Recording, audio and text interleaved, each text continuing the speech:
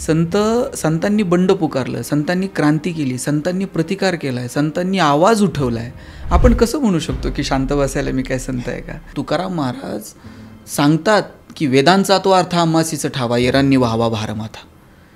म्हणजे त्यावेळेस या व्यवस्थेच्या विरोधात आवाज उठवण्याचं धाडस कुणी दाखवायला तयार नव्हतं.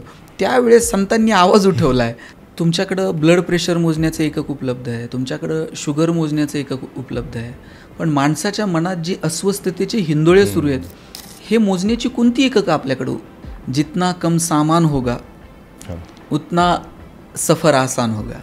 तुमच्याकडे जितकी साधनं कमी आहेत तितका हा प्रवास तुमचा सोपा होऊन जाणार आहे. ऋणू झुनू रे भ्रमरा, सांडी तो अवगुणू रे भ्रमरा. ते भ्रमर कुणाला म्हटलंय तर ते मनाला म्हटलेलं आहे. आणि एकदा हे मनानं हे अवगुण बाजूला सारले की मग सगळीच प्रसन्नता आहे की. म्हणून तुम्ही एका कुठल्या तरी गोष्टीचा मनावर परिणाम होतो असं म्हणू शकत नाही.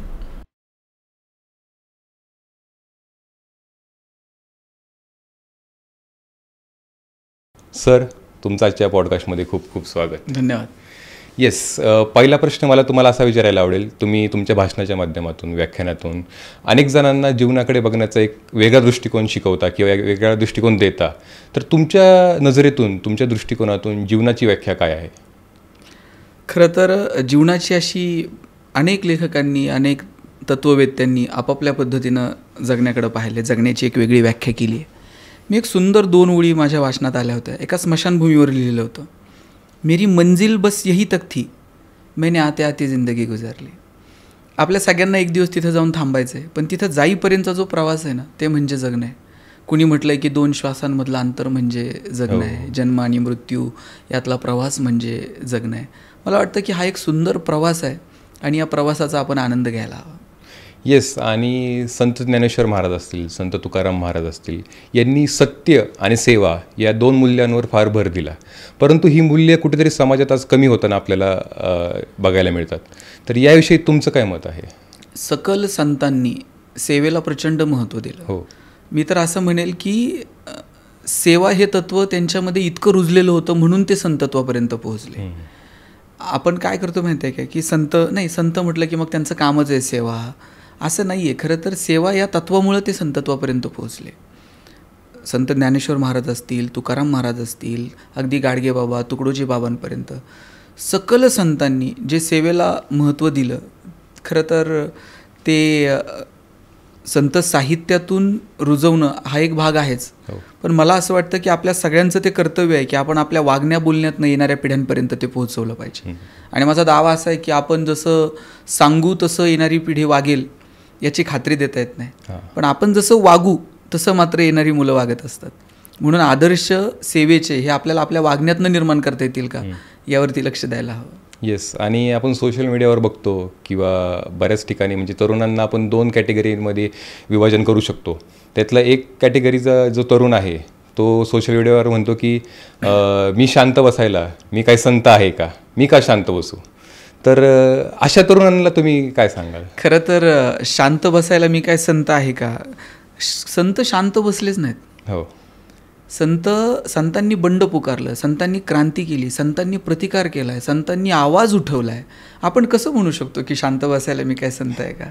ज्या वेळेस भाषेला, तुमच्या ज्ञानाला भाषेची मर्यादा होती, ज्ञानाला ज्यावेळेस गुरुशिष्य परंपरेची मर्यादा होती, संत ज्ञानेश्वर महाराजांनी या सगळ्या मर्यादा झुगारून दिल्यात. एक गुरु एक शिष्य अशी परंपरा होती. आदिनाथ गुरु सकळ सिद्धांचा, मच्छिंद्रतायाचा मुख्य शिष्य, मच्छिंद्राने बोध गोरक्षासी गेला, गोरक्ष वळला गहिनी प्रते, गहिनी प्रसादे निवृत्ती दातार, ज्ञानदेवे सार चोचविले. एक गुरु आणि एक शिष्य ही नाथ संप्रदायाची चालत आलेली परंपरा होती. संत ज्ञानेश्वरांनी मात्र निवृत्ती महाराजांपासून जे ज्ञान आलं ते सगळ्यांसाठी खुलं करून दिलं. संतांनी मुळात इथे सगळ्यांना अधिकार आहे ही जी भावना दाखवली आणि हे बंड पुकारलं, त्या व्यवस्थेच्या विरोधात आवाज उठवणं हे शांत बसणं कसं म्हणू शकतो आपण? अगदी बरोबर. जगद्गुरू तुकाराम महाराजांनी गाथा तुमच्या माझ्यासमोर मांडली. गाथा म्हणजे साक्षात 5वा वेद आहे.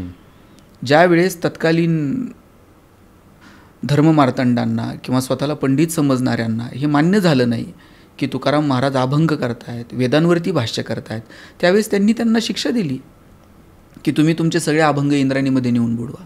आणि त्यावेळेस त्या निर्णय प्रक्रियेमध्ये तुकाराम महाराज सांगतात की वेदांचा तो अर्थ आम्हासीच ठावा येरांनी व्हावा भारमाथा. म्हणजे त्यावेळेस या व्यवस्थेच्या विरोधात आवाज उठवण्याचं धाडस कुणी दाखवायला तयार नव्हतं. त्यावेळेस संतांनी आवाज उठवला आहे आणि मग शांत बसायला मी काय संत आहे की हे म्हणणं कसं योग्य ठरू शकेल. म्हणजे खरोखरच आजच्या तरुणांना संत कळलेत का, हा एक मोठा प्रश्न आहे. खरं तर हे सोशल मीडियावर असलं काय काय काय काय लिहिणारे उथळ मुलं फार कमी असतील असं माझा दावा आहे. पण बहुतांशी मुलं आता संत साहित्याचा अभ्यास करतायत. अनेक विद्यापीठांमधून संत साहित्य शिकवलं जात आहे. म्हणजे महाराष्ट्राची परंपराच वारकरी संप्रदायाची. म्हणजे ही काही 2-5 उदाहरणं अशी असतील असं लिहिणारी किंवा त्यातलं गांभीर्य लक्षात न घेणारी. पण तुम्ही गावात खेड्यापाड्यात बघा, घराघरात हरिपाठ होतो, सप्ताहामध्ये प्रवचन कीर्तन होतात. तरुण मुलं आता तिकडे वळताना दिसत आहेत आणि हे खूप चांगलं आहे माझ्या दृष्टीने. आणि संत साहित्य आणि आजचा तरुण याचं नातं तुम्हाला सांगायचं झालं तर तुम्ही ते कसं मांडाल? मुळात संत साहित्य किंवा हा सगळा संप्रदायाकडचा जो ओढा हा रिटायरमेंट नंतरचा आहे, ही भूमिकाच मुळात चुकीची आहे. तुम्ही सगळ्या संतांना बघा, ज्ञानोबरायांना बघा, तुकोबरायांना बघा. ऐन तारुण्यात या लोकांनी हे बंड पुकारलंय. ऐन तारुण्यामध्ये सगळ्या जाती धर्माच्या लोकांना एकत्र घेऊन एक नवीन परंपरा तयार करण्याचं काम संतांनी केलं आहे. आणि म्हणून मला तर असं वाटतं की ही सगळी संत साहित्य अभ्यास करण्याची वेळ कोणती असेल किंवा हे जाणून घेण्याची, चिकित्सा करण्याची वेळ कोणती असेल तर ते वय तारुण्याचं आहे. म्हणजे तारुण्य म्हणजे फक्त 2 पाय 2 हात अवयवांचं पॅकेज म्हणजे तारुण्य नाही आहे. म्हणजे मी वाचलं आहे की तारुण्य म्हणजे ज्वलंत धमन्यांचं अविरत स्पंदन. निसर्गानं माणसाला दिलेला सगळ्यात श्रेष्ठ वर आहे तारुण्य. आणि याचं कारण काय माहिती आहे का, की तरुण ही अशी शक्ती आहे जिथे तुमच्या मनगटात बळ आहे कृती करण्याचं. आणि तुमच्याकडे सामर्थ्य आहे चांगलं काय, वाईट काय, खरं काय, खोटं काय, बरं काय हे ठरवण्याची. एखाद्या वयोवृद्ध व्यक्तीला चांगलं वाईट हे कळेल, पण आता कृती करण्याचं बळ मात्र मनगटात उरलेलं नाही. लहान बाळामध्ये कृती करण्याचं बळ आहे, पण चांगलं वाईट ठरवण्याची क्षमता मात्र त्याच्याकडे नाही आहे. पण तारुण्य मात्र ही अशी शक्ती आहे की जिथे कृती करण्याचंही बळ आहे आणि विचार करण्याचंही सामर्थ्य आहे. म्हणून मी तर असं म्हणेल की हीच वेळ आहे आपण थोडंसं या वाटेवरती यावं. आणि एक रिपोर्ट होता सर इंडियन यूथ मेंटल हेल्थचा, त्यात असं समोर आलं होतं की भारतातील 80% यूथ हा डिप्रेशनमध्ये आहे, एन्झायटी आहे. ह्यातून जर त्यांना बाहेर काढायचं असेल तर संत साहित्याचा आपण कसा वापर करू शकतो? अगदी अलीकडच्या काळामध्ये शारीरिक स्वास्थ्याच्या सोबत मानसिक स्वास्थ्यसुद्धा गरजेचं आहे हे लोकांना कळायला लागलेलं आहे. वरून अगदी धष्टपुष्ट दिसणारी माणसंसुद्धा मनातून पोखरली गेलेली आहेत. तुमच्याकडं ब्लड प्रेशर मोजण्याचं एकक उपलब्ध आहे, तुमच्याकडं शुगर मोजण्याचं एकक उपलब्ध आहे, पण माणसाच्या मनात जी अस्वस्थतेचे हिंदोळे सुरू आहेत हे मोजण्याची कोणती एककं आपल्याकडं उपलब्ध आहेत? नाही माहीत मला की तुमच्या मनात काय चाललं आहे, तुम्ही कशानं अस्वस्थ आहात. आणि ही अस्वस्थता माणसाला डिप्रेशनकडे घेऊन जाते. ही अस्वस्थता माणसाला एका वेगळ्या वळणावरती घेऊन जाते. आणि म्हणून तुम्ही जे काही आकडे सांगतायत की इतके टक्के मुलं आज अस्वस्थ आहेत किंवा ती डिप्रेशनमध्ये आहेत, कितीतरी तरुण मुलं आज आत्महत्यांचा विचार करत आहेत. काल परवा 25-26 वर्षाच्या एका मुलानं आत्महत्या केली. एकीकडे अस्वस्थ होऊन आत्महत्या करणारी मुलं आहेत आणि दुसरीकडे तुम्ही एक घटना ताटपडीची बघितली असेल. नीटच्या सराव परीक्षेमध्ये तिला मार्क कमी आले तर मुख्याध्यापक असणाऱ्या वडिलांनी तिला मारहाण केली आणि त्या मारहाणीमध्ये त्या मुलीचा जीव गेला. एकीकडं तरुण त्यांच्या करिअरच्या दृष्टीने अस्वस्थ आहेत आणि दुसरीकडं पालक त्यांच्यावरती अतिमहत्वाकांक्षा लादत आहेत. अशी अनेक कारणं आहेत मुलांच्या अस्वस्थतेची. आणि म्हणून मला असं मी पुन्हा पुन्हा सांगेल की संत साहित्य म्हणजे फक्त वैराग्य नाही आहे. सकल संतांनी आपल्याला कार्यक्षम राहायला सांगितलं, त्यांनी कर्तव्यप्रधान राहायला सांगितलं. आणि म्हणून जी मुलं अस्वस्थ असतील ना त्यांनी संत साहित्याचा अभ्यास करावा. अहो, अस्वस्थ असणाऱ्या अर्जुनाला भगवान श्रीकृष्ण गीता सांगतात आणि मग भगवंताच्या सांगण्यावरून अर्जुन शस्त्र उचलायला तयार होतो. याच्यापेक्षा काय अजून सांगावं? म्हणजे अर्जुन तर कमालीचा अस्वस्थ आहे, तो शस्त्र उचलायला तयार नाही आहे. बरं, जगातला सर्वोत्कृष्ट असा तो धनुर्धारी आहे आणि तो जर शस्त्र उचलायला तयार नाही आणि भगवान श्रीकृष्ण त्याला गीता सांगतात आणि गीतेतून सांगतात की चल हे शस्त्र उचल, हे धर्माचं युद्ध आहे. निश्चितच अस्वस्थ असणाऱ्या अर्जुनाला जर गीता आधार देऊ शकते तर तुमच्या माझ्यासारख्या अस्वस्थ तरुणांना ज्ञानोबरायांची ज्ञानेश्वरी, तुकोबरायांची गाथा का आधार देऊ शकत नाही? अगदी बरोबर. येस. आणि मला तुमच्याविषयी जाणून घ्यायला आवडेल सर, म्हणजे तुमचा आत्तापर्यंतचा प्रवास कसा होता नेमका? तुमची व्याख्यानं वगैरे ऐकलीत, परंतु मला त्यामागचा प्रवास सांगा. प्रवास असा काही विशेष नाही आहे की मी कॉलेज केलं, कॉलेज जीवनातच मला बोलण्याची आवड होती, संधी मिळत गेली, बोलत राहिलो. आणि संत साहित्य हा विषय असा आहे की माझ्या आवडीचा विषय होता. ज्ञानोबा तुकोबा यांना जाणून घेणं, संतांच्या साहित्यापेक्षा संत चरित्र हा माझा फार आवडीचा विषय होता. त्यांच्या चरित्रातल्या कथा समजून घेणं. आणि माझा दावा आहे की संतांचं साहित्य शेकडो वर्ष माझ्या मनावरती अधिराज्य गाजवतं. याचं कारण जर काय असेल ना तर संतांचं चरित्र आहे. ज्ञानोबरायांच्या ज्ञानेश्वरीतून ज्ञानोबरायांचं जगणं वजा केलं तर, तुकोबरायांच्या गाथेतून तुकोबरायांचं जगणं वजा केलं तर, संत जे सांगतात तसं जगतात.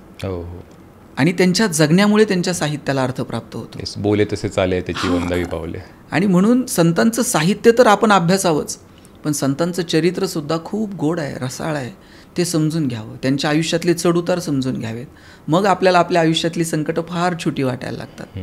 म्हणून संतांचं साहित्य तर आपण समजून घ्यावंच, पण संतांचं चरित्रसुद्धा आपण समजून घेतलं पाहिजे. आणि शाळेत काय होतं सर, म्हणजे आपण ज्याला लाईफ स्किल्स म्हणतो, जे जीवन जगण्याचं कौशल्य, त्या व्यतिरिक्त भरपूर इतर नॉलेज दिलं जातं दुसऱ्या विषयांचा. तर शाळेत नेमकं काय शिकवलं पाहिजे किंवा या गोष्टींचा समावेश करता येऊ शकतो का आपल्याला? त्यात समावेश करता येऊ शकतो. शासन त्यावर वारंवार प्रयत्न करत असतं, विचार करत असतं. पण हे केवळ अभ्यासात समाविष्ट करण्याचा विषय नाही आहे. अभ्यासात अनेक गोष्टी समाविष्ट आहेत, पण आपण जर त्या फक्त मार्कांपुरत्याच अभ्यासणार असू तर बरोबर. म्हणजे शिवाजी महाराज 4 मार्काला, छत्रपती संभाजी महाराज 5 मार्काला, तुकाराम महाराजांचा अभंग अवघड आहे, ऑप्शनला टाकू, त्याच्याऐवजी दुसरं काहीतरी वाचू. जर फक्त आपण मार्कांची बेरीज वजाबाकी करूनच जर तो अभ्यासक्रम अभ्यासणार असू तर कसं आपल्याला ते कळेल? मुळात आपण सगळ्याच शिक्षण प्रणालीला मार्कांच्या ज्या चौकटीत बांधलं आहे आणि गुणवत्ता ठरवण्याचं एकक म्हणजे गुणपत्रिकेला आलेली गुणांची सूज, यात आपण जे अडकलो आहे ना, त्यात मग तुम्ही सिलेबसमध्ये काय समाविष्ट केलं आणि काय केलं नाही, यापेक्षा मुलं ते मनापासून वाचतात का, ते समजावून घेण्याचा प्रयत्न करतात का, ते नीट अभ्यासतात का, त्याचा आणि त्यांच्या जगण्याचा काही संबंध आहे का, या विषयांवरती बारकाईनं काम करणं गरजेचं आहे असं मला वाटतं. येस. आणि जे प्रेक्षक हा व्हिडिओ पाहत आहे आणि बराच असा वर्ग आहे की ज्यांना संत साहित्य म्हणजे काय हेच माहिती नाही, तर अशांना तुम्ही झिरोपासून कसं, म्हणजे अगदी शून्यापासून कसं मार्गदर्शन कराल? काय हे सांगायची गरज नाही आहे खरं तर. तुम्ही खेड्यापाड्यात बघा, जिथे जिथे हरिनाम सप्ताह होतात तिथे तिथे ज्ञानेश्वरीचं पारायण होतं, तिथे तिथे तुकोबरायांच्या गाथेचं पारायण होतं. आणि आपल्याकडे लहानपणापासून ही पारायणं आपण बघत आलेलो आहोत. कितीतरी लोक मी अशी बघितलीत की ज्यांना प्राकृत समजत नाही, पण तरीसुद्धा ती पारायणाला बसतात. म्हणजे महाराष्ट्रामध्ये संत साहित्यावरती प्रचंड प्रेम केलं लोकांनी. आपल्या लहानपणापासून पसायदान आपल्या पाठ आहे, लहानपणापासून घरात आपण हरिपाठ ऐकत आलो आहे. फक्त मला म्हणायचं आहे असं की याच्या पलीकडे आता जायला हवं. ज्ञानेश्वरीचं पारायण होतंय, पण त्यातली एखादी तरी ओवी अनुभवता येईल का, त्यातल्या एखाद्या तरी ओवीचा नीट अर्थ समजून घेता येईल का, संतांनी जो मार्ग दाखवला त्या मार्गावर किमान 4 पावलं चालता येईल का. पसायदान आमचं पाठ आहे हो, पण मैत्र जीवांचे ते आपल्यामध्ये मैत्रीचे संबंध प्रस्थापित होतील का, ते समजून घेऊन उमजून घेऊन ते जगण्याची गरज आहे असं मला वाटतं. म्हणजे ग्रामीण भागात किंवा निमशहरी भागात या गोष्टी होतात सर, परंतु आपण शहरी भागात ज्यावेळेस येतो तर या गोष्टींचं प्रमाण फार कमी आहे. आणि तिथंच जे मानसिक हेल्थ इश्यूज आपण मागाशी बोललो त्या इश्यूंचं प्रमाण जास्त आहे. तर कुठेतरी या गोष्टींमुळेच असं होत असेल? असं आपण शहर आणि ग्रामीण भाग असं कम्पेअर करू शकत नाही, पण शहरामध्ये साधनांची उपलब्धता खूप मोठ्या प्रमाणावरती आहे. आजूबाजूला अडथळे निर्माण व्हावेत तरुणांच्या जगण्यात किंवा त्यांच्या करिअरमध्ये, अशा अनेक अडथळे आत्ता उपलब्ध आहेत. सगळं फास्ट लाईफ आहे. इथे सकाळी उठून घरातनं बाहेर पडायचं आहे, रात्री उशिरा यायचं आहे, मुलं त्यांच्या वेळेला ट्युशनला जात आहेत, प्रत्येकाची वेळ ठरलेली आहे. आणि मग यातून आपली मुलं नेमकं काय करतायत, त्यांची संगत काय, त्यांच्या हातातली साधनं काय, याच्यावरती विचार करायला, वेळ द्यायला पालकांकडेही पुरेसा वेळ उरलेला नाही आहे. आणि मग असं कुठेतरी कीर्तनाला मुलाला घेऊन जाणं, किती पालक असे आहेत. मला आठवतं आहे आमच्या आजोबा आम्हाला कीर्तनाला घेऊन जायचे आणि कीर्तनाला जाऊन नुसतं बसायचं नाही, घरी आल्यानंतर विचारायचे महाराजांनी कोणता अभंग घेतला होता, एखादं प्रमाण तुला आठवतोय का, एखादा दृष्टांत तुला आठवतोय का. आता पालकांची इच्छा आहे, पण ते या चक्रामध्ये इतके अडकून गेलेत, बरोबर, इतके दमून येत आहेत ते की आता त्या पोराला घेऊन कीर्तनाला जावं आणि 11 वाजेपर्यंत कीर्तन ऐकावं, सकाळी उठून कामावर जावं, अशी त्यांची परिस्थिती नाही आहे. मग ही परिस्थिती जर नाही आहे तर मग असंच चालू द्यायचं का? तुमच्याकडे साधनं उपलब्ध आहेत. अनेक चॅनलवरती आता कीर्तन प्रवचनं सुरू असतात. तुमच्या हातात मोबाईल आहे, त्याच्यावरती काय पाहायचं हे तुम्ही ठरवू शकता. नाही रोज शक्य तर आपण आठवड्यातनं, महिन्यातनं, 15 दिवसातनं कधीतरी आपण आपल्या मुलांना एकत्र घेऊन बसतो का? त्यांच्यावरती वेगवेगळ्या विषयांवरती चर्चा करतो का? मला वाटतं याच्यावरती आपण बारकाईने विचार करणं गरजेचं आहे. येस. आणि तुम्ही आत्ता बोलताना उल्लेख केला साधन, तर मला वाटतं 2016 नंतर जेव्हापासून जिओ आलं तेव्हापासून कनेक्टिव्हिटी फार वाढली, सगळ्यांच्या हातात मोबाईल आले आणि कुठेतरी त्याचे आपण बघतो की दोन्ही बाजू आहेत. म्हणजे प्रगती पण झाली, परंतु त्याचे काही आपल्याला डिसॲडव्हान्टेजेस पण समाजामध्ये बघायला भेटतात. तर तरुणांनी या साधनांचा वापर कसा केला पाहिजे? खरं तर साधनांनी माणसाचं जगणं सोपं होईल, पण ते सुखी होईलच याची खात्री मात्र देता येत नाही. कवी गोपालदास नीरज यांच्या खूप सुंदर ओळी माझ्या ऐकण्यात आल्या. जितना कम सामान होगा उतना सफर आसान होगा. तुमच्याकडे जितकी साधनं कमी आहेत तितका हा प्रवास तुमचा सोपा होऊन जाणार आहे. और जितनी गठरी भारी होगी उतने तुम हैरान रहोगे. जितकं तुमचं ओझं जास्त आहे ना तितके तुम्ही हैरान राहणार, तितके तुम्ही अस्वस्थ राहणार. याचा अर्थ मला असं नाही म्हणायचा की तुम्ही साधनं कमवू नका, साधनांची निर्मिती करू नका. साधनांनी माणसाचं आयुष्य सोपं होईल, परंतु निवळ साधनांवरती अवलंबून ते सुखी होऊ शकणार नाही. ज्ञानोबरायांची ओवी आहे, किंबहुना सोय जीवात्मयाचे लाहे तेथ जे होय तया नाम सुख. ज्ञानोबराय म्हणतात की सुख, आनंद ह्या सगळ्या संकल्पना तुमच्या अंतरात्म्याशी संबंधित आहे. म्हणून या साधनांच्या गराड्यात, साधनांच्या उपलब्धतेमध्ये तुम्ही तुमच्या आत डोकवायला विसरतायत का? ते आत डोकवण्यासाठीचा जो वेळ आहे ना तो आपण काढायला हवा. एनर्जी कॉन्झर्वेशनचा एक नियम आहे. एनर्जी क्रिएट पण होत नाही आणि ती डिस्ट्रॉय पण होत नाही. ती फक्त एका फॉर्ममधून दुसऱ्या फॉर्ममध्ये डायव्हर्ट होते. मुलं प्रचंड चंचल आहेत, त्यांच्या समोर अनेक गोष्टींची उपलब्धता आहे. यातून तुम्ही म्हणजे एखादा मुलगा बेंचवर उड्या मारतोय, त्याचं उड्या मारणं तुम्हाला बंद करायचं. तुम्ही हातपाय बांधून उड्या मारणं नाही बंद करू शकत. तुम्हाला त्याला मैदानावर घेऊन जावं लागेल आणि सांगावं लागेल बेंचवर नाही मैदानावर उड्या मार. पोरं इकडे वळतायत, व्यसनाकडे वळतायत, त्यांची संगत काय आहे? ही वाईट गोष्टींकडे वळू नयेत याच्यासाठी तुम्ही त्यांना काही चांगल्या गोष्टींमध्ये गुंतवतायत का? मुलांना मोबाईल घेऊ नये, अरे त्याच्या हातातनं मोबाईल काढून घेताना त्याला सांगावं लागेल हे बॅडमिंटन धर, ही बॅट पकड, हे पुस्तक धर. तर मुलं इकडे वळू नयेत याच्यासाठी पालकांनी प्रयत्न करणं गरजेचं आहे. मग ती साधनं कशी उपलब्ध होतात, मग प्रशासन काय करतंय, पोलीस यंत्रणा काय करते, तो वेगळा भाग आहे. बरोबर. ते त्या यंत्रणेवरती आपण सोडून देऊ. किंवा एखादं व्यसन लागल्यानंतर त्यातनं बाहेर कसं यायचं तो आणखी तांत्रिक किंवा गुंतागुंतीचा प्रश्न आहे. त्यातले तज्ज्ञ त्याच्यावरती अधिक स्पष्ट बोलू शकतील. पण मनानं जर ठरवलं तर आपण हे सगळं करू शकतो. अनेक प्रसिद्ध अभिनेते आपण बघितलेत की व्यसनांमध्ये अडकले, अनेक चुका झाल्या. त्यांनी त्यांच्या मुलाखतीमधनं सांगितले की आयुष्यातला खूप मोठा काळ व्यसनांच्या नादी लागून आम्ही वाया घातला. आता एक प्रथित यश गायक, त्यांचा इंटरव्ह्यू बघितला, ते व्यसनामध्ये अडकले, परंतु त्यांनी स्वतःला झुकून दिलं, 1-2 वर्ष त्यातनं बाहेर आले आणि आता पुन्हा ते एका चांगल्या प्लॅटफॉर्मवरती आहेत. म्हणून तुम्ही अडकलात, आता संपलं असं नाही. तुमची जर इच्छा असेल त्यातनं बाहेर पडायची तर तुम्ही त्यातनं बाहेर पडू शकता. पण माझी सगळ्या तरुणांना विनंती आहे, कृपा करून व्यसनाच्या नादी लागून आपण आपलं आयुष्य वाया घालू नये. आईवडिलांची इच्छा असते की आम्ही लेकरांच्या खांद्यावरती आमचा शेवटचा प्रवास व्हावा. व्यसनाच्या नादी लागून ऐन तारुण्यात पोरं मरत आहेत आणि आईबापाच्या खांद्यावरती जर पोरांना जावं लागत असेल तर याच्यापेक्षा मोठं दुर्दैव कोणतं? या वयामध्ये भगतसिंग, राजगुरू, सुखदेव यांनी प्राणांची आहुती दिली आणि म्हणून देशाला स्वातंत्र्य मिळालं. बाल शिरीष कुमार यांनी छाताडावरती गोळ्या झेलल्या स्वातंत्र्य संग्रामामध्ये. हे स्वातंत्र्य आपल्याला असं इतक्या सहजासहजी मिळालेलं नाही आहे. आणि आता हे सगळं छान आयुष्य आपल्या वाटेला आलेलं असताना आपण व्यसनाच्या नादी लागून जर आपण आपलं तारुण्य वाया घालवणार असू तर मग काय त्या जगण्यात अर्थ आहे?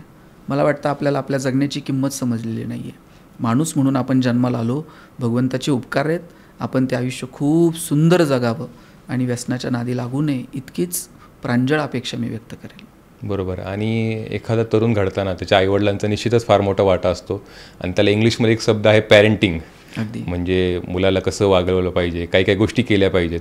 तर या सगळ्या भूमिकेमध्ये पालकांची म्हणजे तरुण घडवण्यामध्ये पालकांची काय भूमिका आहे? मगाशी जसं म्हटलं की आपल्याला आपल्या वागण्या बोलण्यातनंच मुलांच्या समोर आदर्श निर्माण करावे लागतील. तुकाराम महाराजांनी सांगितलं, माझ्या वडिलांची मिराशी गा मिरविनं, तुझी चरणसेवा पांडुरंगा. तुकोबारायांना सुद्धा हेवा वाटला की अरे आमच्या आईवडिलांनी जे काही आम्हाला मार्ग घालून दिला त्या मार्गावरती आम्ही चालत आलो. आत्ता पालक म्हणून आपली जबाबदारी आहे की आपण चांगल्या पाऊलवाटा मुलांसाठी तयार करतोय का, आपण ज्या मार्गांवरती चालतोय त्या मार्गावरती आपल्या लेकरांनी चालावं अशा आदर्शवत वाटा पालक म्हणून आपण तरी निर्माण केलेल्या आहेत का. तुम्ही पॅरेंटिंग हा शब्द वापरला, पालकत्व. तुम्ही आपल्या आधीच्या पिढीला विचारा, पॅरेंटिंगचे काही वेगळे क्लासेस होते का किंवा काही वेगळी शिबिरं होती का. मी तर असं म्हणेल की अनेक ठिकाणी असं सांगितलं जातं की तुम्ही मुलांचे मित्रमैत्रिणी व्हा, तुम्ही मुलांनी तुमच्याशी संवाद साधला पाहिजे, इतकी मोकळीक ठेवा.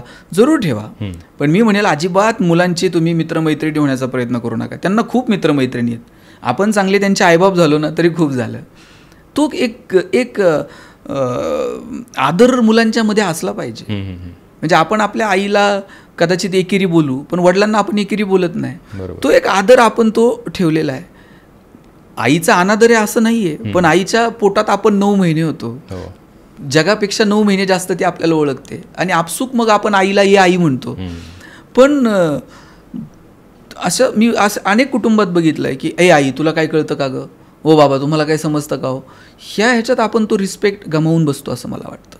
आणि म्हणून मुलांचे मित्रमैत्रिणी वगैरे होण्यापेक्षा चांगले आईवडील व्हा. तेवढी मोकळीक ठेवा की मुलांनी बोललं पाहिजे, पण तो आदरयुक्त धाक मुलांवरती तो कायम असला पाहिजे असं मला वाटतं. आणि तुमच्या व्याख्यानातून भाषणातून एक गोष्ट नेहमी जाणवते ती म्हणजे सकारात्मकता, पॉझिटिव्हिटी. तर यामागचं नेमकं गुपित काय आहे? मुळात निसर्ग सकारात्मक आहे. हो, निसर्गतः सकारात्मकता ही आपल्यामध्ये भरलेली आहे. फक्त आजूबाजूची जी नकारात्मक गोष्टींमधून आपण तिकडे ओढले जातोय. निसर्ग पहा ना किती सकारात्मक आहे. तुम्ही सूर्याला कधी टेन्शनमध्ये बघितलंय का? तो उगवणार आहे, तो मावळणार आहे. तुम्ही एखादं झाड बघा, डांबरी रस्त्यामधनं ते कुठून तरी उगवलेलं असतं. तो सकारात्मक आहे, तो कुठल्याही नकारात्मक गोष्टींमध्ये अडकून राहत नाही.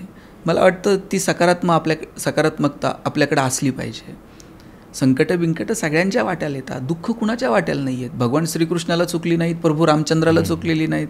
प्रभू रामचंद्रांना उद्या तर गादीवर बसायचं आहे आणि आदल्या दिवशी सांगितलं की भरताला गादी आणि रामाला वनवास. भगवान श्रीकृष्ण तर जन्माला, आपल्याला तरी संकट वगैरे जन्माला आल्यानंतर सुरू झाली. भगवान श्रीकृष्ण जन्माला येण्याच्या आधीपासून वाट बघत होते, कधी जन्माला येत आहेत आणि कधी आपण यांना मारतोय.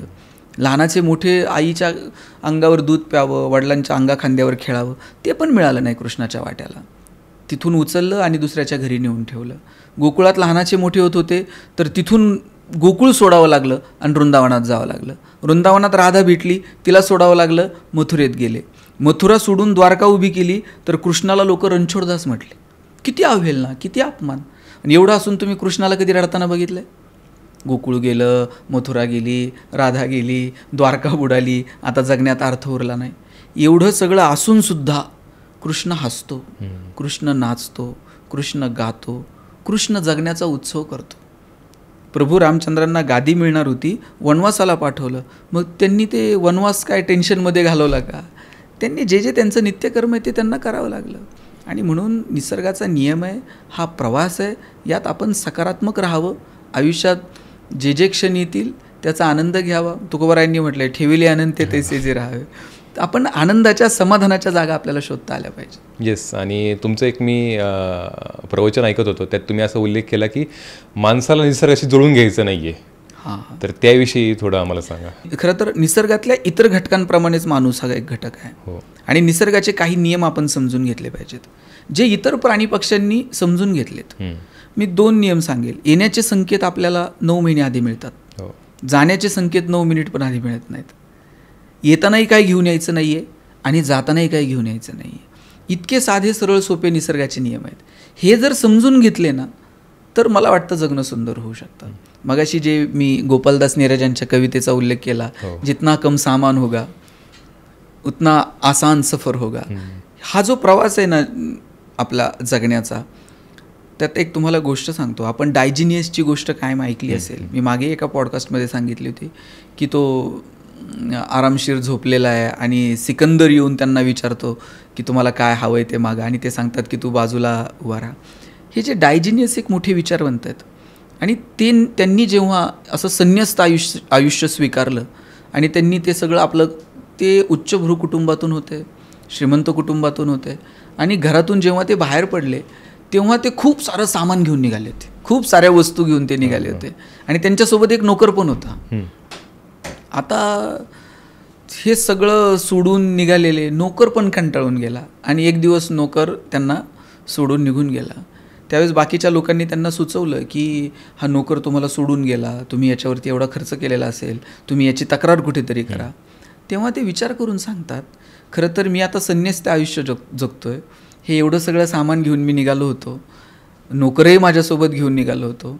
मी आज विचार करतोय, नोकर जर मला सोडून राहू शकतो तर नेमका नोकर कोण आहे? तो जर मला सोडून राहू शकतो, जगू शकतो, तर आमच्या दोघांमध्ये नेमकं नोकर कोण आहे? आणि मग त्यांनी ते सोबत जे आणलेलं सामान होतं तेही सगळं सोडून दिलं, आणि एक कटोरा घेऊन पाणी पिण्यासाठीचा तो घेऊन फक्त ते प्रवासाला निघाले. आणि नंतर त्यांनी एक जनावर असं नदीला तोंड लावून पाणी पिताना बघितलं, आणि नंतर त्यांना तो कटोरासुद्धा जड वाटायला लागला, आणि मग त्यांनी त्याचाही त्याग केला. मी परत अकार्यक्षमतेकडे घेऊन जात नाही आहे, मला तुम्ही वैराग्य धारण करा असं सांगायचं नाही आहे, पण आपण जे साधनांचं साठवणं, साधनांचं संचय करणं, कमालीपेक्षा जास्त साधनांचा संचय करणं, ह्या हव्यासामध्ये जे पळत राहतो ना, यात मात्र आपण जगणं विसरून जातो. आपल्याला गरजेचे जे आहे ते जरूर कमवावं. धर्म, अर्थ, काम आणि मोक्ष, याच्यात अर्थ हा सुद्धा एक पुरुषार्थ आहे. तुकोबरायांनी सुद्धा सांगितलं, जोडून या धन उत्तम व्यवहार. पैसे कमवा, पण व्यवहार मात्र आपला उत्तम असला पाहिजे. आणि म्हणून आपल्याला हे सगळं सोडून जायचं एक दिवस, ही भावना आपल्या मनामध्ये असली पाहिजे. ती भावना जर असेल ना, तर मग जगण्याकडे सकारात्मक दृष्टीनं बघताही येतं, आणि आहे त्या क्षणांचा आनंद पण घेता येतो. सर, आजकाल आपण पाहतो की ह्युमन रिलेशनशिप विषय आहे, त्याचे ट्रेनिंग्स वगैरे होत असतात, अगदी कार्यशाळा पण सुरू झाल्या ते, परंतु नातं टिकवणं यासाठी खरोखरच आज कार्यशाळेला जाण्याची गरज पडते. तर आज आपण कुठल्या दिशेने वाटचाल करतोय? हल्ली मी मध्ये वाचनात आलं होतं माझ्या, की ज्या बँकेचा व्याजदर जास्त आहे तीच अकाउंट चालू ठेवली जातात. नात्यांच्या बाबतीतही तसंच घडायला लागलं आहे, की जी नाती अधिक फायद्याची आहे तेवढीच टिकवली जातात, बाकीच्या नात्यांकडे आपण जाणीवपूर्वक दुर्लक्ष करत असतो. पण मला असं वाटतं की या सगळ्या धावपळीत शक्य तितका नाती टिकवण्याचा प्रयत्न केला पाहिजे. कधी कधी प्रयत्न करूनही ती टिकवता येत नाहीत, आणि नाती टिकवण्याची जबाबदारी ही एका अंगानं असून चालत नाही, ती दोघांचीही तितकी भावनिक गरज असली पाहिजे. म्हणून आपण आपल्या बाजूनं शक्य तितका नाती टिकवण्याचा प्रयत्न केला पाहिजे असं मला वाटतं. तुम्ही बघा किती गोड नाती होती आपल्याकडे, आत्या, मावशी, काका, आजी, आजोबा, किती गोड नाती आहेत. म्हणजे आजीचा तर सगळा संसार करून झालेला असतो, तिची शेवटची मैत्रीण जर कोण असेल तर तिची नात असते, आणि नातवाला अजून सगळं जग बघायचं असतं. नातवाचा पहिला मित्र जर कोण असतो तर त्याचे आजोबा असतात. तुम्ही बघा, ते नातवाला खांद्यावर घेऊन जाणार, मंदिरातली घंटा वाजवण्यासाठी. आता त्यांच्या पायात त्राण पण उरलेले नसतात, पण त्याला घंटा वाजवता यावी म्हणून ते सगळा भार असा चवड्यावर उचलणार, आणि नातू जेव्हा ती घंटा वाजवतो त्यावेळेस आजोबांच्या चेहऱ्यावरचा आनंद. आजीच्या डोळ्याला आता दिसत नाही, पण ती डोळे मोठे करून त्याच्यासाठी ती गोधडी त्या नातवासाठी तयार करत असते. ही ऊब, हे प्रेम आपण कुठून आणणार आहोत? हे कुठल्याही मॉलमध्ये आपल्याला विकत मिळणार नाही. मुलं वडिलांकडे हट्ट करत नव्हती साहेब, वडिलांना काही म्हणायला घाबरायची, मग चुलत्याला म्हणणार, काका जरा मला ते घेऊन येता का, नाना मला जरा ते घेऊन याल का. मग चुलत्यानं ते हट्ट पूर्ण करायचे. एकत्र कुटुंब असायचं, 4-4 भाऊ एकत्र राहायचे. त्याच्यातले एखादा भाऊ कदाचित कधी कधी अकार्यक्षम असायचा, त्याला फार व्यावहारिक ज्ञान नसायचं, पण या 3-4 जणांच्या जथ्यामध्ये त्याचाही संसार कडेला निघून जायचा. नात्यांमध्ये तो ओलाव होता, प्रेम होतं. माणसं एकमेकांकडे जायची, मुक्कामी राहायची, एकमेकाच्या सुखदुःखात मनापासून सहभागी व्हायची. पण आता ह्या सगळ्या जगण्याच्या धावपळीत ही सगळ्या गोष्टी दुर्लक्षित व्हायला लागल्या. आणि याचं एक कारण असं पण आहे बरं का, आता अभाव उरला नाही. पैशांची, साधनांची उपलब्धता एवढी झाली की लोकांना माणसांची गरज जाणवेना. पूर्वी लग्न जर ठरलं तर भावकीतली पोरं पत्रिका वाटायला असायची, संध्याकाळी स्वयंपाकाला भावकीतली पोरं असायची, बरोबर, त्या पत्र्यावरती बुंदी वाळायला घालायची, आणि ती भावकीतली लोकं सगळी यायची. आता ते म्हणते नाही आलं तरी चालते, 2 केटरर्स जरा जास्त लावा. म्हणजे हे जे साधनांची उपलब्धता आहे ना, याच्यात माणसांकडे आपलं दुर्लक्ष व्हायला लागलं. साधनं ही वापरण्यासाठी असतात आणि माणसं ही जपण्यासाठी असतात. आपण काय करतो माहिती आहे का, साधनांना जपतो आणि माणसं नको तशी वापरतो, तिथे गडबड व्हायला लागली. मला वाटतं साधनांना जसं जपायचे तर जपा, पण माणसांची मनं थोडीशी जपता येतील का याची काळजी आपण घेतली पाहिजे. हा दृष्टिकोन बदलणं गरजेचं आहे. दृष्टिकोन बदलणं गरजेचं. मला असं नेहमी वाटतं की साधू संतांनी जे काही विचार सांगितले यातून कुठेही तरुणाला अकार्यक्षम राहायला सांगितलेलं नाही आहे. मुळात सगळ्या संतांनी कर्तव्याला प्राधान्य दिलेलं आहे. भगवान श्रीकृष्णसुद्धा जेव्हा गीता सांगतात तेव्हा ते स्वतः कुरुक्षेत्रावरती उभे आहेत. हो, ते अर्जुनाला सांगतायत मी सारथ्य करतोय, तू लढ. भगवान श्रीकृष्ण जर म्हटले असते नाही तू लढ तिकडं मैदानात आणि मी इकडं छान आराम करतो, इकडं लक्ष्मी माता पाय चेपतायत, वरतून शेषनाग सावली धरू नये, कदाचित अर्जुन म्हटला असता देवा तुमचं चालू द्या, ते लढणं युद्ध जरा नंतर बघू. पण भगवान श्रीकृष्ण स्वतः रणांगणात उभे आहेत. ते कर्तव्याला प्राधान्य देतात म्हणून भगवंतानं सांगितलेल्या गीतेला अधिक महत्त्व प्राप्त होतं. तुम्ही बघा तुकाराम महाराजांच्या अभंगांमध्ये तुकाराम महाराज सांगतात की शेतकऱ्याच्या घरामध्ये जर एखादा अंत्यविधी झाला, एखादं कुणी गेलं तर त्यानं ते मढं झाकून ठेवावं आणि इकडं पेरणी करावी. काय म्हणाल तुम्ही याला? कदाचित तुम्ही म्हणाल की हे थोडीशी अतिशयोक्ती होती, पण ही अतिशयोक्ती नाही. तुकाराम महाराजांना हे सांगायचं आहे तुम्ही कर्तव्याला प्राधान्य द्या. जेव्हा तो शेतकरी ती पेरणी करतो त्यावेळेस तो पोटाला एक ओटी बांधलेली असते, त्या ओटीत धान्य असतं, ते ओटीतलं धान्य मुठीत येतं, मूठ सैल होते, मग ते धान्य खाली जातं आणि मग त्यातून अंकुर फुलतात. तुकोबाराय सांगतात तुम्ही त्या विधीमध्ये जर अडकलात आणि त्या ओटीतलं धान्य जर मुठीत आलं नाही आणि ते सैल होऊन जर जमिनीत गेलं नाही तर ते धान्य तसंच वायाला जाईल, ते वांज राहील. ते त्यातून अंकुर फुलला पाहिजे याच्यासाठी एक वेळ ते मढं झाकून ठेवा, पण तुम्ही पेरणीला प्राधान्य द्या. अतिशयोक्ती वाटेल, पण सकल संतांनी कर्तव्याला प्राधान्य दिलेलं आहे. त्यांनी असं कुठंच सांगितलेलं नाही की तुम्ही काम करू नका आणि फक्त देवाचं नामस्मरण करत बसा. असं अहो सावता महाराज आरणचे घाईघाई पंढरपूरला जात नव्हते. कांदा मुळा भाजी अवघी विठाबाई माझी, त्या शेतात पानात फुलात त्यांनी भगवंत बघितला आणि ते सांगतात की मी माझं काम असं चोख करल का पंढरपूरून पांडुरंग परमात्मा मला इथं भेटायला आले पाहिजेत. ही जे आहे ना कर्तव्याला प्राधान्य देणं, हे तुम्हाला कधीही, उलट मी तर म्हणेल जी लोक हल्ली लोकांना सांगत असतात की 1 रुपयावर जात नाही, पैशाला कोंबडी खात नाही, श्रीमंत लोकांना कुठं सुख आहे का, त्यांना कुठं झोप आहे का, असलं काही सांगून तरुण पोरांना अकार्यक्षम बनवण्याचा धंदा कुणी करू नये. उलट पोरांना सांगा चांगलं मजबूत अर्थकारण ठेवा, चांगले पैसे कमवा, मिळवलेल्या पैशांचा आनंदही घ्या, योग्य ठिकाणी देण्याची दानतही ठेवा. आणि तुकोबारायांचे विधान आयुष्यभर लक्षात ठेवा, जोडून या धन उत्तम व्यवहारे. कुणाच्या माना मुरगाळून, कुणाला फसवून वाईट मार्गाने मिळवलेलं धन म्हणजे प्रेतावरची फुलं आहेत, हसूही देत नाहीत आणि रडूही देत नाहीत. म्हणून चांगल्या मार्गाने कमवायचं आणि त्याचा आनंदही घ्यायचा. सर, तुमच्या मते यशाची व्याख्या काय आहे? कारण की आज आपण तरुणांमध्ये पाहतो की प्रत्येकजण आपली आपली व्याख्या बनवतोय. म्हणजे आजकाल जास्त तरुणांना विचारलं तर ती मटेरियलिस्टिक गोष्टी म्हणजे घर, गाडी, पैसा या गोष्टींकडे यश म्हणून पाहिलं जातं. तर खरोखरच यशाची व्याख्या काय आहे? ह्या सगळ्या गोष्टी जगण्यासाठी गरजेच्या आहेत का? तर निश्चित आहेत. परंतु केवळ ही गोष्ट मिळवली म्हणजे आपण यशस्वी झालो असं मला वाटत नाही. यशाची प्रत्येकाची व्याख्या वेगळी असू शकेल. वारीत आम्ही चालताना एका बाबांना विचारलं वारीत काय मिळतं, असे लंगडत चालले होते आणि पाय दुखत होता. मी म्हटलं दरवर्षी येता का वारीला? म्हणे हो नेहमी येतो. म्हटलं काय मिळतं वारीत? ते म्हणले वारीत काहीच मिळत नाही. म्हटलं मग काय येता? ते म्हणले वारीत काहीच मिळत नाही, पण वारीत काही कमी पण पडत नाही. तेव्हा प्रत्येकाची यशाची व्याख्या वेगळी आहे. तुम्ही त्या 2 ओळी ऐकल्या असतील, किसी को कामयाबी में सुकून नजर आया तो दौड़ते रहे और किसी को सुकून में कामयाबी नजर आई तो ठहर गए. ख्वाहिशों की बोझ में तुम क्या क्या कर रहे हो बशर, इतना तो जीना भी नहीं जितना तुम मर रहे हो. प्रत्येकाची डेफिनेशन वेगळी आहे. मला वाटतं आपली आपली यशाची व्याख्या आपल्याला ठरवता आली पाहिजे. पण मला जर विचाराल ना, साधी सरळ सोपी व्याख्या, आपल्याला हेवा वाटला पाहिजे. आपण जे करतोय ना, आपण खूप चांगलं करतोय ह्याचं आपल्याला मनातून वाटलं पाहिजे. तुकोबारायांना कुणी विचारलं तुम्ही गाथा लिहिली, अभंग लिहिले आणि तुकोबाराय तुम्हाला काय मिळालं? तुकाराम महाराज म्हटले कौतुक वाटे झाली या वेचाची. जगाला काय वाटतंय मला माहीत नाही, पण आम्ही जे जगलो ना, आमच्या जगण्याचं आपल्याला मात्र कौतुक वाटतं. आपल्याला कौतुक वाटलं पाहिजे. आणि आपल्या आईवडिलांनी आपल्यासाठी टाळ्या वाजवल्या पाहिजेत कधीतरी. वा, मला वाटतं आईवडिलांकडनं हे वा आलं ना आपण यशस्वीत असं समजावं. हीच खरी यशाची व्याख्या असं आपण म्हणू शकतो. सर, जगद्गुरू संत तुकाराम महाराजांनी सांगितलं की मन करा रे प्रसन्न सर्व सिद्धीचे कारण. परंतु आज सोशल मीडिया किंवा बाह्य जगामुळे कुठेतरी त्या प्रसन्न मनावर कुठेतरी परिणाम होतोय असं तुम्हाला वाटतं का? खरं तर मनावरती परिणाम करणाऱ्या अनेक गोष्टी आजूबाजूला घडतात. त्याला तुम्ही फक्त सोशल मीडिया म्हणू शकत नाही. आता हा पॉडकास्ट पण सोशल मीडियातनंच लोकांपर्यंत जाणार आहे. तुम्ही त्याला वाईट कसं म्हणू शकता? सोशल मीडियावरती अनेक गोष्टी उपलब्ध आहेत. त्यातनं तुम्ही काय घ्यायचं हे शेवटी तुमचं मन ठरवणार आहे. हा त्याची उपलब्धता, त्याच्याकडे मन वळणारं, मन वढाय वढाय उभे पिकातलं ढोरं, किती हाकला हाकला येतं पुन्हा पिकावर. मन इतकं चंचल आहे. ज्ञानोबरायांना सांगावं लागलं, ऋणू झुनू रे भ्रमरा, सांडी तो अवगुणू रे भ्रमरा. ज्ञानोबरायांनी सांगितलं की हे अवगुण सोड.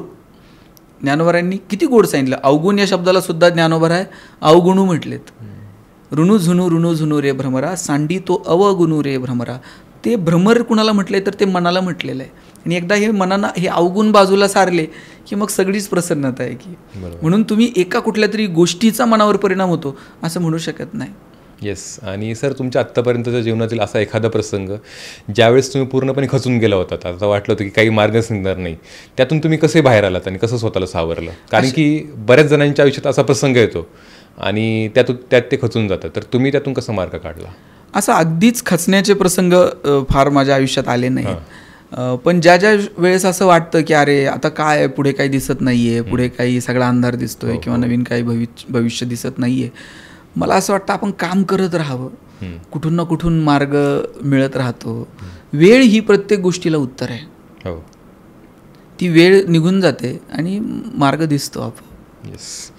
सर, तुम्हाला काही मी आता रॅपिड फायर क्वेश्चन्स विचारणार आहेत. पहिला प्रश्न असा आहे की तुमचा आवडता अभंग? आम्हा घरी धन शब्दांची चरत नाही, शब्दांचीच शस्त्रे यत्न करू, शब्दाच्या मुच्या जीवाचे जीवन, शब्द वाटू धन जन लोका, तुका म्हणे पहा शब्देची हा देव. म्हणजे तुकाराम महाराजांनी जे शब्दाला महत्त्व दिलं, शब्दाला प्राधान्य दिलं. आता हा तुम्ही आवडता विचारला म्हणून पटकन आला, नाही तर माझं सगळंच ज्ञानोबरायांची ज्ञानेश्वरी, तुकोबरायांची गाथा सगळंच आवडतं.